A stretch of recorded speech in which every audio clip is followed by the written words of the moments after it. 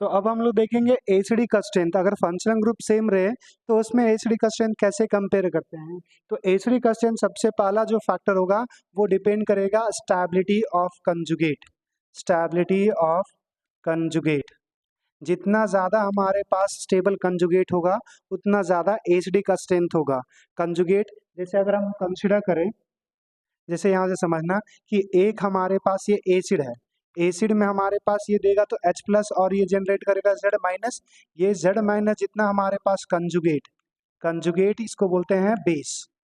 Acid का जो H plus देने के बाद जो एसपीसी बनेगा वो कंजुगेट बेस। ये जो नेगेटिव जितना ज़्यादा स्टेबल होगा उतना ज़्यादा बेहतर। और इस नेगेटिव की स्टेबिलिटी कार्बोनाइन के वाले फॉर्म में देखेंगे तो वहाँ पे जो ट्रेंड बताया था सेम अप्लाई करना। तो पहला स्टेबिलिटी ऑफ कंजुगेट।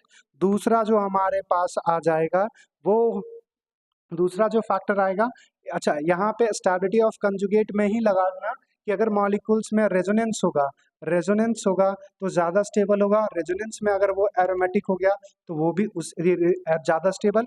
और अगर लेंथ ऑफ रेजोनेंस, अगर दो मॉलिक्यूल्स में रेजोनेंस हो रहा है जिसका लेंथ ऑफ रेजोनेंस जितना ज़्यादा उतना ज़्यादा हमारे पास स्टेबल। अब दूसरा बात देखना कि अगर फिर यहाँ से बेसिक का स्ट्रेंथ, सॉरी एचडी का स्ट्रेंथ की बात करें तो एचडी का स्ट्रेंथ उतना ज़्यादा होगा जितना उस पर इलेक्ट्रॉन विथड्रॉइंग ग्रुप होता है। तो एचडी का strength directly proportional to electron withdrawing group और inversely proportional to electron donating group. तो यहाँ पे विथड्रॉइंग कौन है, माइनस एम। सबसे ज़्यादा विथड्रॉ करेगा तो ये डायरेक्टली प्रोपोर्शनल, और सबसे ज़्यादा डोनेट करेगा प्लस एम ग्रुप। तो हमारे पास सबसे ज़्यादा घटाएगा एचडी का स्ट्रेंथ को। दूसरा हमारे पास आ जाएगा हाइपर कंजुगेशन।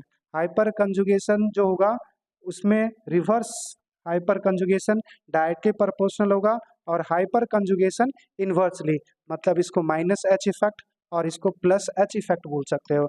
सबसे लास्ट जो आएगा वो हमारे पास इंडक्टिव। तो माइनस आई ग्रुप जो होगा वो एचडी का स्ट्रेंथ के लिए डायरेक्टली प्रोपोर्शनल होगा और सबसे लास्ट में जो प्लस आई ग्रुप होगा वो इन्वर्सली प्रोपोर्शनल।